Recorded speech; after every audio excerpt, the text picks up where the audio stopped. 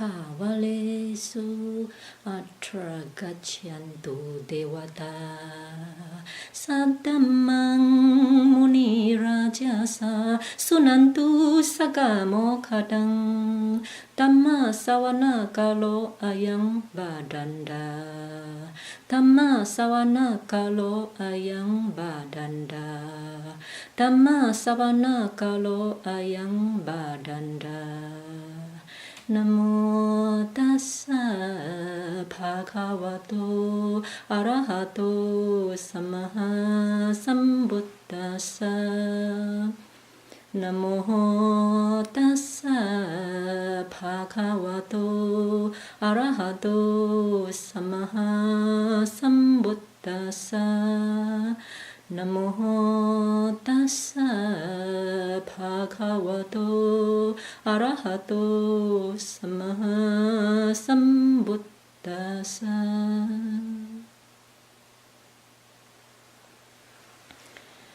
Okay, hopefully today I can finish my talk, which I intend to give only one, but it become three. One time I become even 3 times. I may not be able to finish it. Okay, so yesterday we talked about from fabrication aggregate, how fabricated things. I think you all understand already, right? And now we come to the last aggregate, which is consciousness aggregate. Consciousness, there are 6 types of consciousness. Eye consciousness, ear consciousness, nose consciousness, tongue consciousness, body consciousness, and the last one, mind consciousness. And for the condition for the consciousness arise depend on sense object and sense basis. When you have the eyes and there's a visible object come to impinge with the eyes, then eye consciousness arise just to see the visible object, just see the color only, and followed by many mind consciousness to interpret what is this color, the form, the name, and further the reaction, your reaction towards this visible object, whether you like it or you don't like it, whether you crave for it or you reject it. And therefore, the volition start when you like it. The volition start to, or the fabrication start to fabricated things. It can fabricate a fabricated feeling. If you attach to the feeling, then it fabricates feelings. Or you fabricate form or perception or consciousness again. Okay? So, when the eyes, for a practitioner, insight practitioner, when I see something, he knows the coming together of sense object and sense bases that cause eye consciousness to arise just to see. He did not, or he does not identify seeing as I or myself. But in the conventional term, we say I see, I hear, I smell, right? But for insight meditator, he should discern cause and condition for the arising of eye consciousness so that he will not identify I seeing is I see, or hearing is I hear, or tasting as I taste, or thinking as I think. However, mind arises very fast. Before we can analyze condition, we already fall into sakkaya ditthi. We already fall into identity view.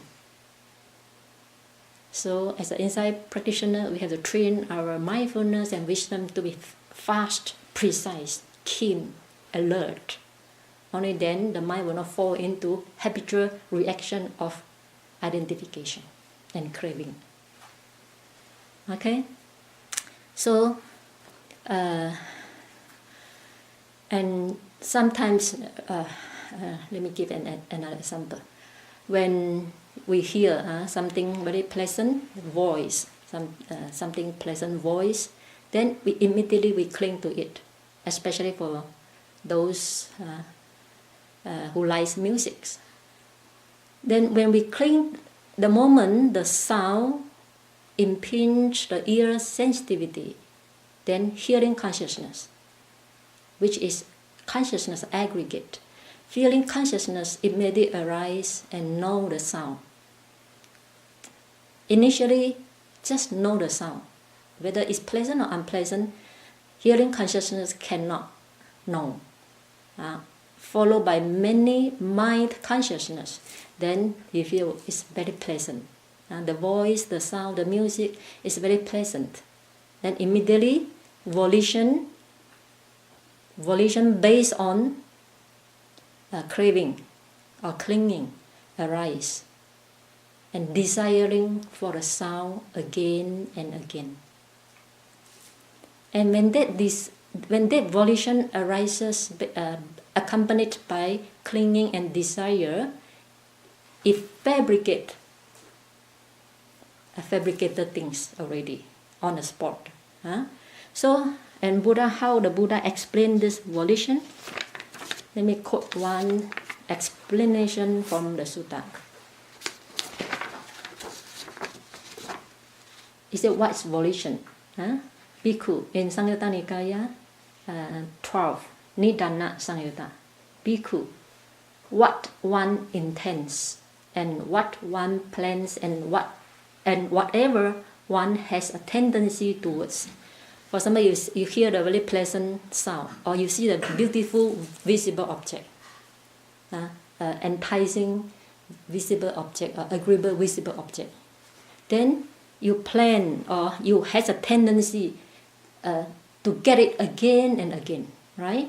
It's the working of the craving, it's a working of the desire. So you have the tendency of, you plan to get it again and again.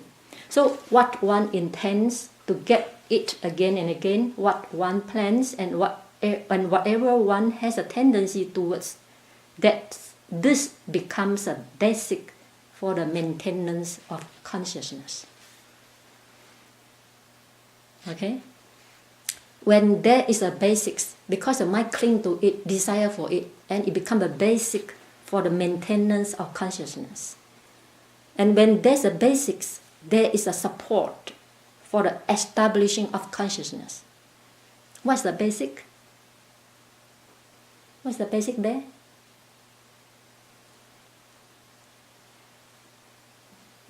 Desire, your desire, your tendency, you plan to get it again and again, you have the tendency and inclination. All this become a basics for the establishing of consciousness.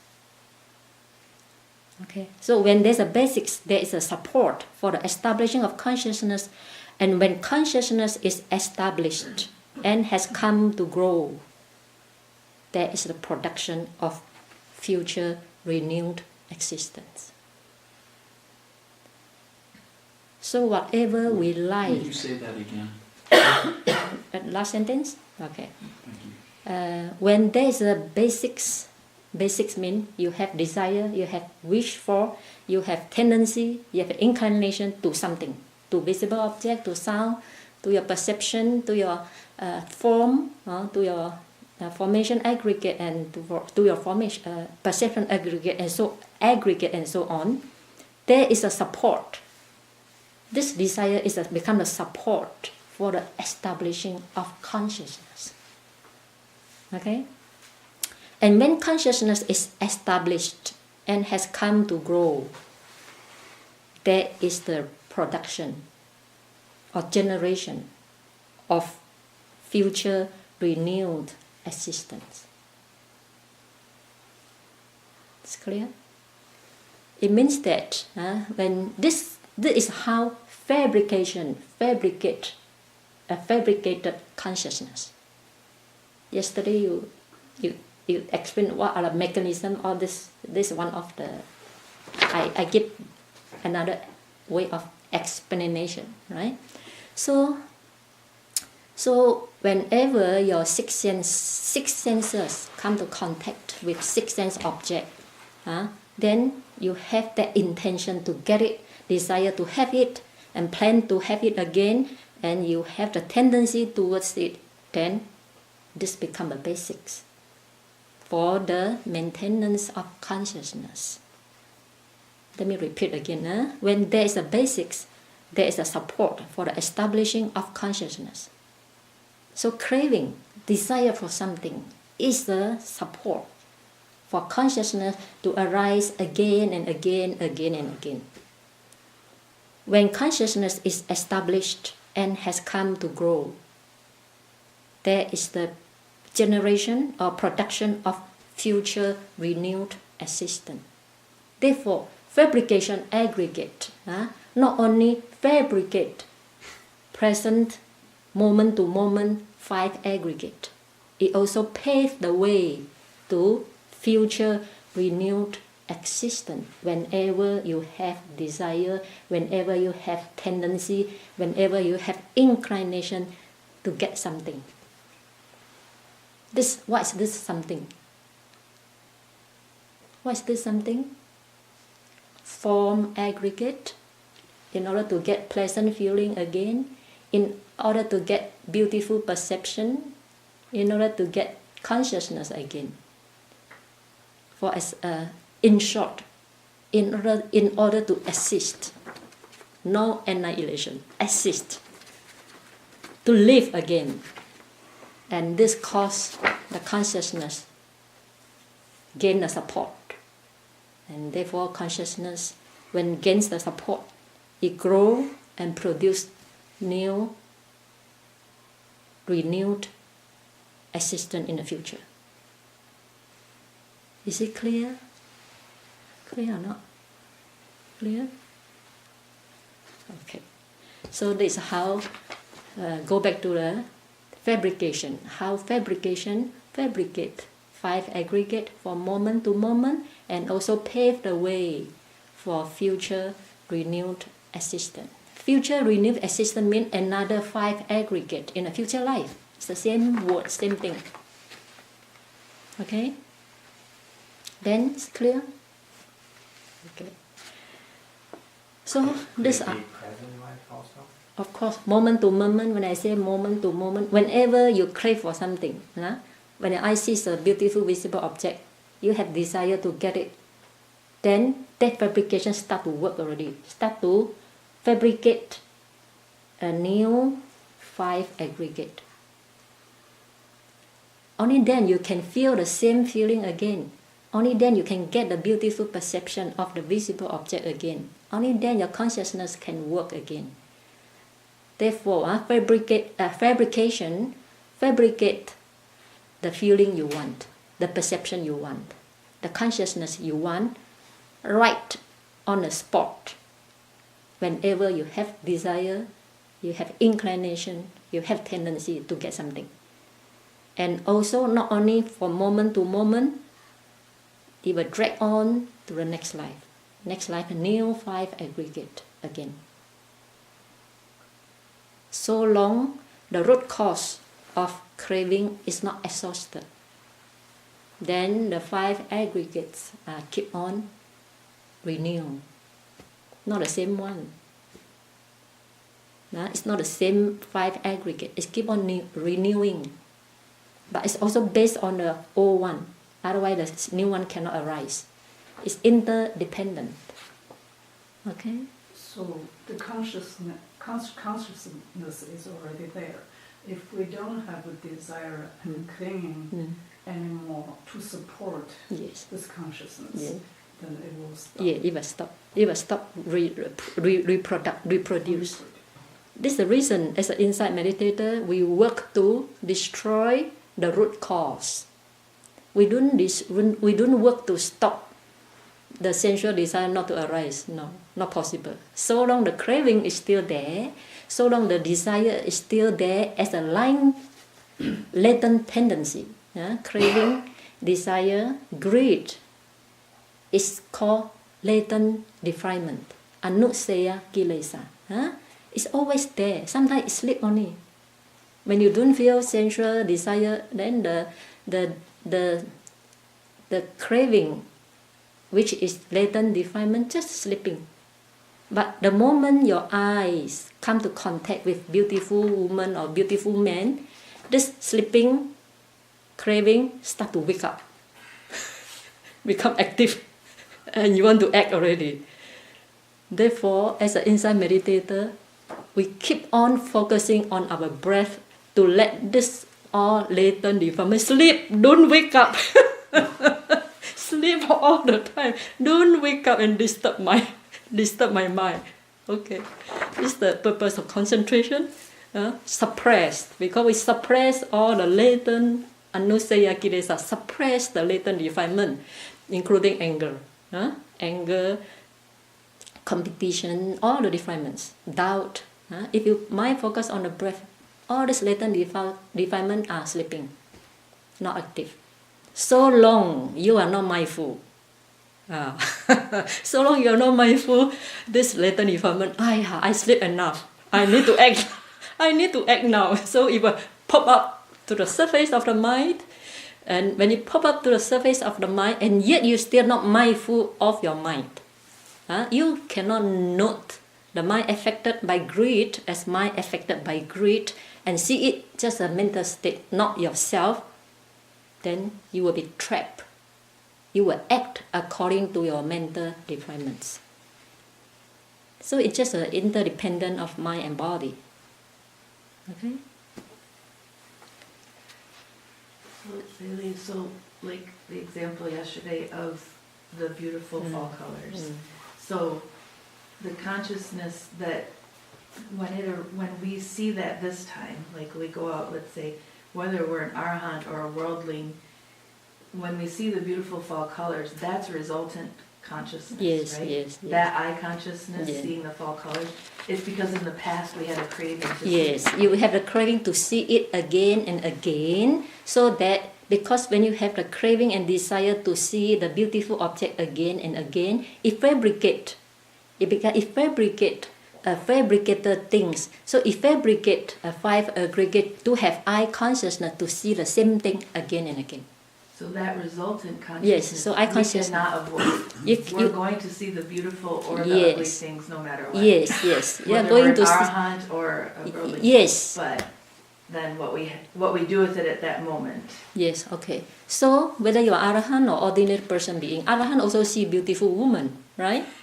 Right? Every day he go in the bath, so many beautiful women offering arm to him. He also see beautiful woman. But to him, seeing is just seeing.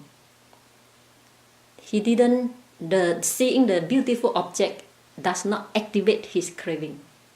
For what reason? Because craving has no more in his mind stream. Craving has been completely uprooted in his mental stream. What has died cannot reborn again. So it's no more craving in him. So to him, seeing is just seeing.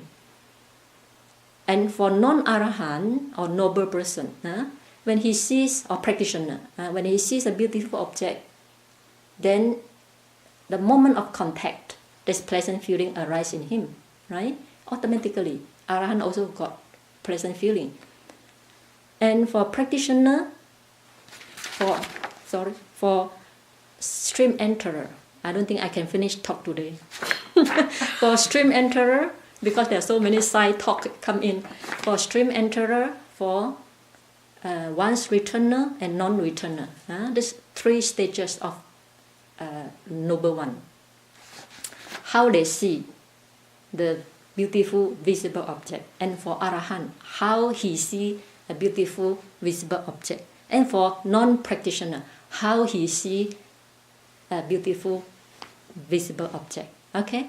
For non-practitioner, when he sees beautiful objects, he feels pleasant. He feels pleasant feeling. And because of that pleasant feeling, that according to dependent origination, dependent on feeling, craving arises.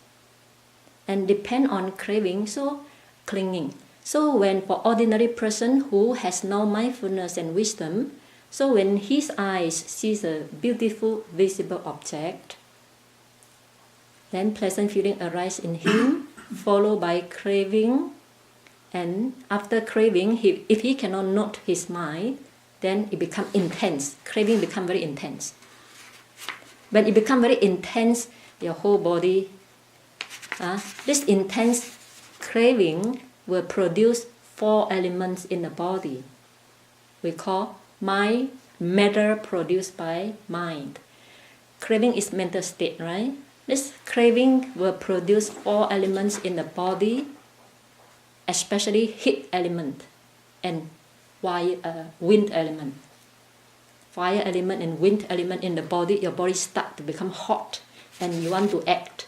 Wind element push your physical body to act, to pursue that beautiful visible object. And this action is called karma. Every karma supported by craving, desire, will fabricated things, will immediately produce another 5 aggregate. On the spot, therefore 5 aggregate are arising and passing away all the time. We cannot see on it. On the spot, as well as pave the way for future 5 aggregate in next life. Wait. So this is how ordinary person who has no mindfulness, who has no wisdom, this is how he behaves. This is how he keep on performing karma. This is how he paved the way for future renewed existence. Is it clear? Clear? Okay. Wait now. Hold your question first. Then for noble disciple, stream enterer, sotapanna, sakadagami, anagami, how they behave when their eyes sees a beautiful visible object. Because as a noble person, they have mindfulness, they have wisdom, right? So when they see a beautiful visible object, they apply mindfulness. And when that beautiful visible object impinges to eye sensitivity, then eye consciousness arises seeing the object caused by pleasant feeling. Immediately he knows there's pleasant feeling in him, arise in him. Then he contemplates pleasant feeling as pleasant feeling. Not like Suki, my pleasant feeling. Okay? you cannot contemplate my pleasant feeling, no. You see pleasant feeling as pleasant feeling, not myself, no identification. So this noble person, he sees pleasant feeling as pleasant feeling, followed by contemplate impermanent. So he sees pleasant feeling is impermanent. Immediately he sees the pleasant feeling arising, passing away, arising, passing away. So when that pleasant feeling passes away, and it cannot trigger craving. Craving cannot follow after pleasant feeling because it already passed away. Therefore, the noble disciple see things as they really are. Now he keep on contemplate in order to see things as they really are, as they really are. And how about Arahant? Arahant, immediately when the beautiful visible object impinges his eye sensitivity, that cause eye consciousness to arise, followed by pleasant feelings, and his mind get detached from that pleasant feeling. Just detached. This mentioned in the sutta, not my creation. It's from sutta. So Arahant see whatever he see, he just detached from it. Of course, no craving will arise because he has no more craving. The latent tendency of craving has been uprooted in him, will never arise again in him. So he just detached from whatever he sees, he hears, he tastes. Okay, any question? Yes. Just a question about karma. So, when pleasant feeling arises, if mindfulness is not applied, and a person acts on that pleasant feeling with craving, yes, in a way that is below the 5 precepts, they act against the precepts, okay, and they do this repeatedly. Is this what causes a person to be born in the woeful states? If that karma, if that breaking of the 5 precepts, that karma ripen in his dying moment. In his dying moment, if that karma ripen in his dying moment, then this karma will bring him to reborn in a four woeful state. But if in his dying moment, he has breaking all the 5 precepts, but so happen during his dying moment, he is so smart not to think how many precepts he has broken, but only think of one good deed he has done. Then it may cause him to reborn in happy destination. Can't control it. No control. The person has no control unless they reach Sotapant.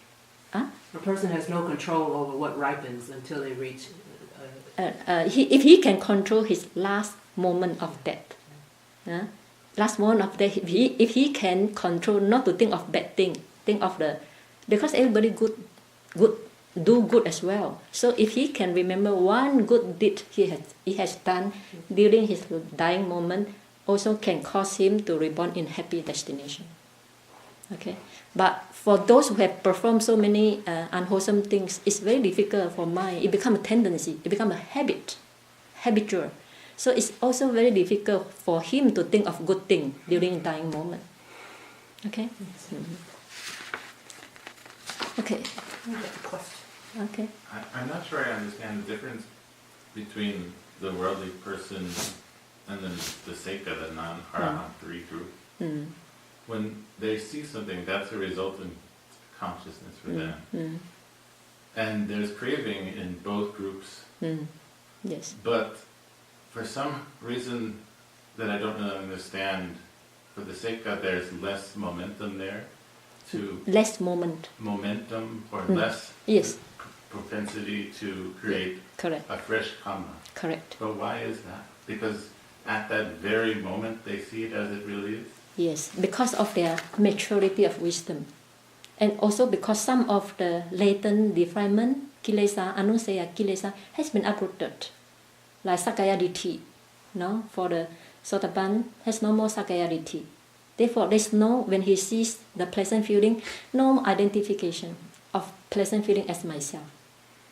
No identification. That latent defilement already no more in his mind.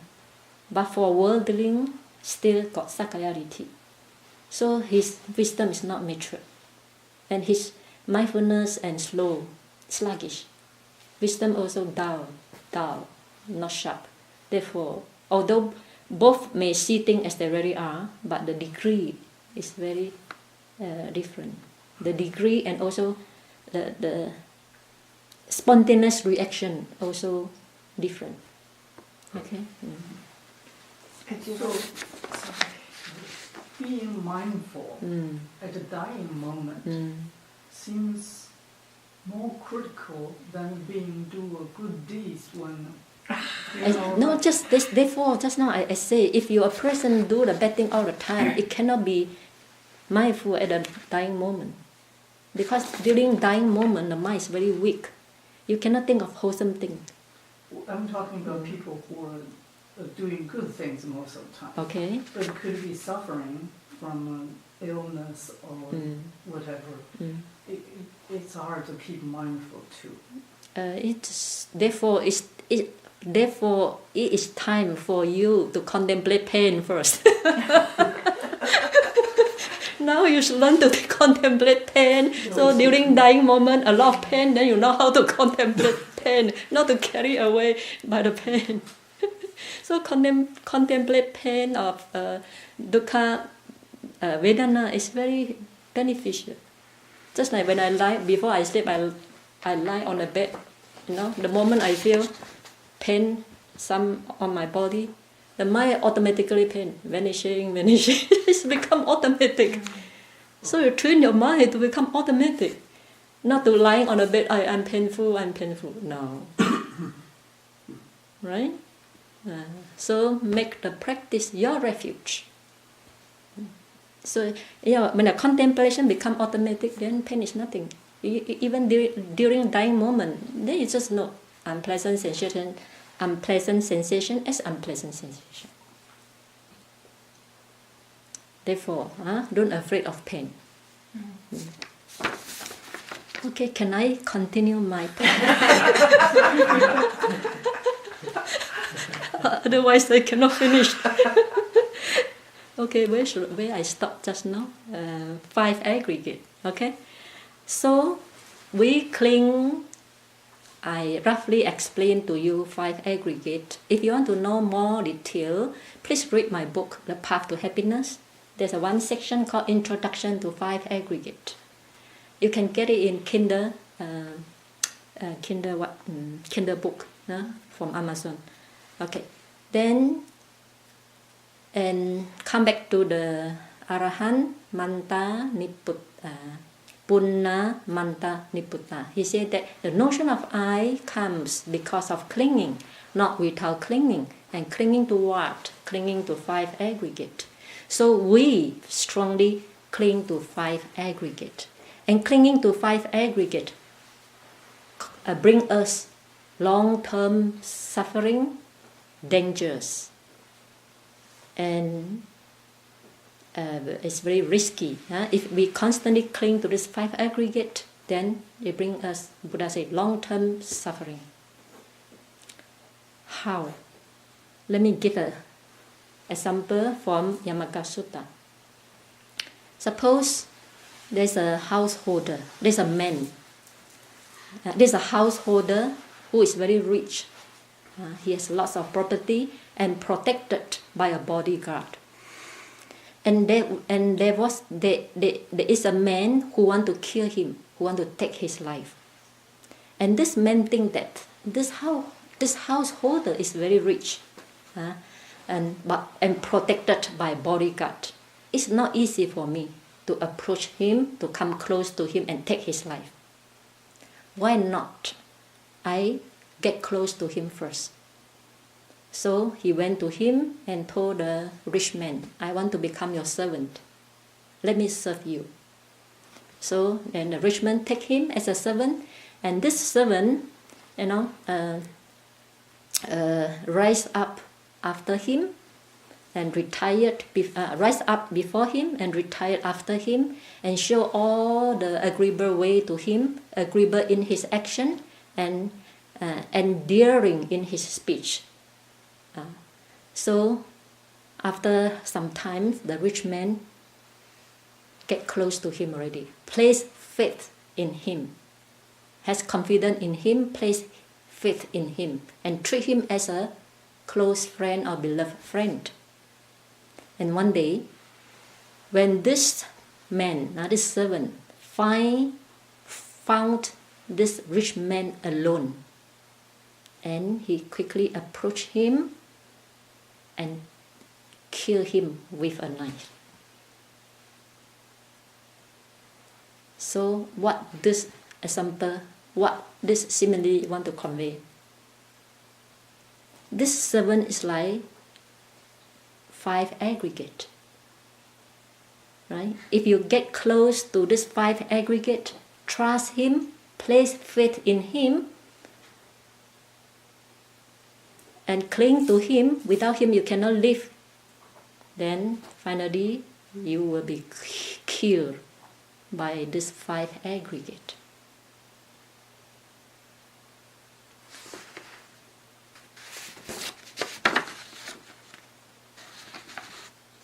And even though this like this servant, he's a murderer toward this rich man. Even wasn't he a murderer? Though the other cannot recognize him. So wasn't this 5 aggregates is our murderer, even though we cannot recognize him. This 5 aggregate become murderer only when we place faith in them, or when we trust him and when we cling to him as I, myself, then this 5 aggregate become murderer. And he is a murderer even though you don't recognize him. He's still a murderer. Is it clear to you? Okay. So, therefore, Venerable Sariputta said, if you regard 5 aggregate. Let me talk about one, form aggregate. If you regard formed aggregate as self, or you regard self as possessing form, or you regard self as possessing form, or form as in self, or self as in form, then let us analyze this 4 first. Okay. If you regard form as self, you see form as and self as one, right? Form as self. So you see form and self as one, which is not correct. Why not correct? Form as self. Why not correct? Form is always changing. Form is ever changing. Some more? I want precise answer. It's earth, wind, fire, and water. Huh? 4 elements. 12 elements. No, this is not the answer I want. Form is not me. Ben, Ben. If you cut off your arm, that may become 2 self. If you regard form as self, what's wrong with this statement? The answer is very simple. Simply, there's no self. Simply, there's no self. How can you regard form as self? Right? So your answer is not precise enough. Your answer shows that you still have the perception of self. Therefore, you cannot see the statement clearly. Only Michael get it. Michael said, there's no self. Right? So, if you see form as self, it's already wrong. Why? Because there's no self at all. How can you see form as self? Okay? Okay? So, if you regard form as self, you have the wrong view. Simply, you have the wrong view. Then wrong view will kill you in a round of rebirth. Okay? This is the first statement. Second statement. Self as self as possessing form. No. What's wrong? Self as possessing form. There's no self.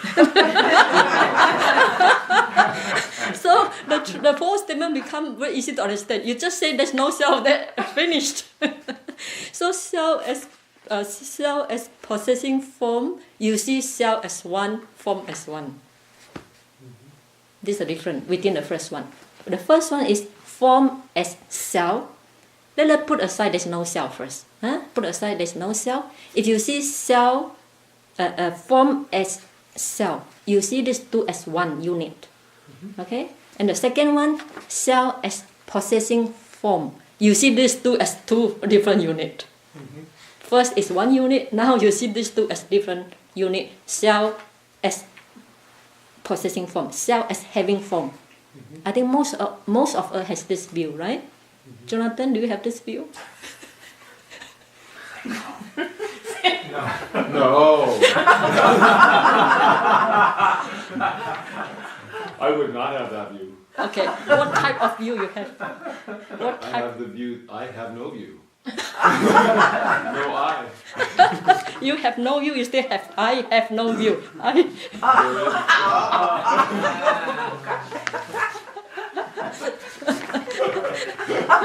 Only view. That's why you say I have no view, you still cling to I. I have no view. That's why Dhamma is silent. Cannot speak at all. Right? Cannot speak at all.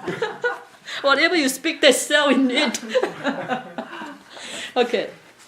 So please see the difference, because these 2 statements always occur in the sutta. So first, form as self, you see these 2 as one unit. And the second one, self as possessing form, you see these two different units. There's a self, and inside self, there's form. Most of us have this view. Okay? And the third one, form as in self. Form, this is also 2 units. There's a form as inside the self. And the last one, self as in form. It's just opposite only. Self as, there's a permanent self inside that form.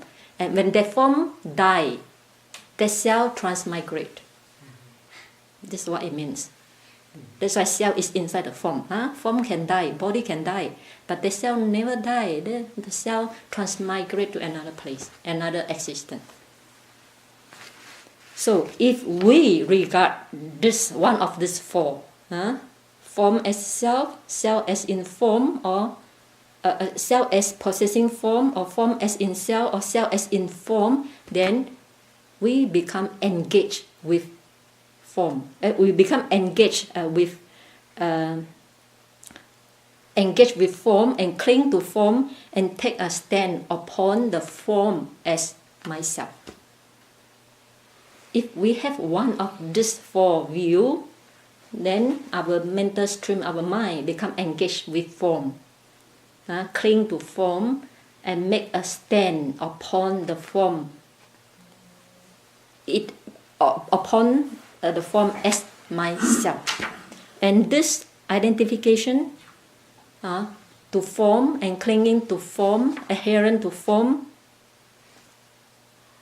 make the form become murderer. It make the form become murderer to kill you and bring you to the cycle of rebirth again and again. Therefore, clinging to form, identification to form, or five aggregate, one of the five aggregate, if you cling to it, identify with it, then it will bring you harm and suffering for a long time to come. This is what Buddha said in the sutta. Okay? Clear or not? Wow, very hot. Okay. Sweating. Okay, now come to the most important question. How not to cling? Right? How not to cling to five aggregate? This is the most important question. Otherwise, we learn all this for what? We learn to understand first the danger of clinging, the consequences of clinging. Then we don't want that consequences. We don't want to be reborn again and again. Because when there's rebirth, there's aging, sickness, and death, separation from what you love, and so on. So we don't want all these undesirable things. Then how to achieve it? How not to cling? This is the most important question all the practitioners should know. So in Yamaka Sutta, Venerable Sariputta gives 5 ways of contemplation. What's the time now? Oh, 1 hour. I don't think I can finish the talk today. We can skip the walking time. No. Should we continue tomorrow, or you want to hear today? Today. You want to Here today and continue tomorrow.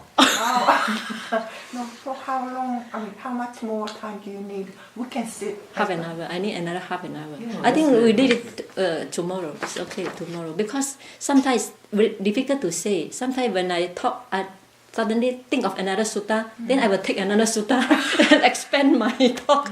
Therefore, I cannot finish. And some sutta are very useful. Some this intuitive knowledge, I cannot plan one. No? What I plan is such short. But the intuitive knowledge just come on the spot. Then it takes me a longer time to finish my talk. Actually, it's nice to have Dhamma talk every day. Only for this retreat. In my many retreats, I didn't talk that much. I think everybody wants to hear, especially me, because tomorrow I cannot be here. Don't worry, I'll make notes. Because I'm sweating. Okay, let me continue a little bit. Church, crack the door for you, Sarah? No problem. Okay, let me continue a little bit so that at least you know one contemplation. There are 5 contemplation in order to not to engage with 5 aggregate, not to cling to them, not to take a stand upon them as myself. Venerable Sariputta give us 5 ways of contemplation. Number 1, he said that we should contemplate form aggregate as impermanent form, as impermanent form. So what is form? 4 elements, right? We have already learned. Don't see the body. If you see the body, you stay in the conceptual realm. See the 4 elements in the form. Only then you see ultimate reality. Please remember this point. Whenever I talk about form, you must remember 4 elements. Okay? So whatever arises, if you go into your body, whatever you see is just 4 elements. You can find whether it's earth element, just like Jonathan is swallowing saliva all the time. That affect me. I also continue to swallow because of it. So this also impermanent, right? The water element, swallowing the saliva, then saliva going down, wind element. So whatever you see, you survey or investigate in this body, it cannot escape from the realm of 4 elements. Please remember this. And these 4 elements is keep on changing. The saliva is not there all the time, right? Sometimes it's there, sometimes it's not. Therefore, it's not permanent. So you must see it's not permanent.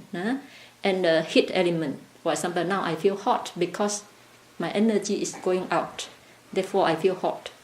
When I stop talking, then I feel cold again. So this heat element is not permanent. It's changing all the time. Same as other element, right? Like supporting wind element. The moment you sit, your wind support you, you sit very straight. After 1 hour, start to go down, go down. Jia Hong, you are going down. You cannot see very straight, your body is going down again and again. This means that wind element is also impermanent, right? And the mind is not supporting the wind element, then it goes down again and again. So whatever you survey, you investigate in this form, these 4 elements keep on changing. Therefore, you should regard this form aggregate as what Venerable Sariputta suggested, impermanent form as impermanent form.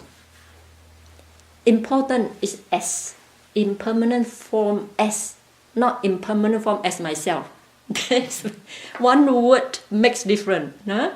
Impermanent form as impermanent form. Therefore, you see form as form, not form as myself, or not form as in self, or self as in form.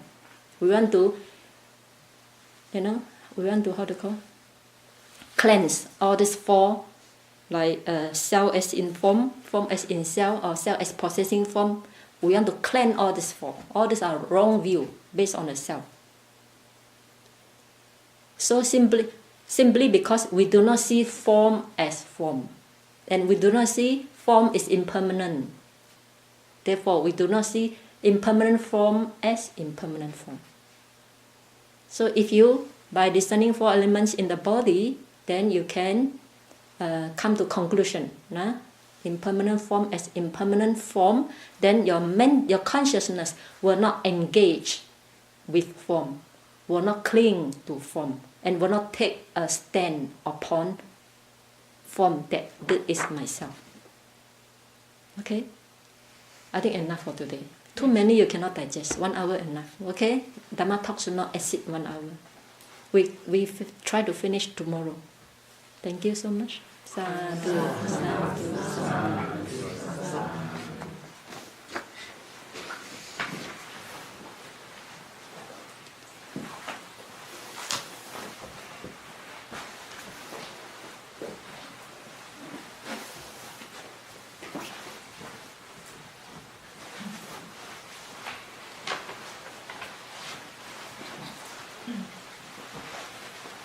You can go.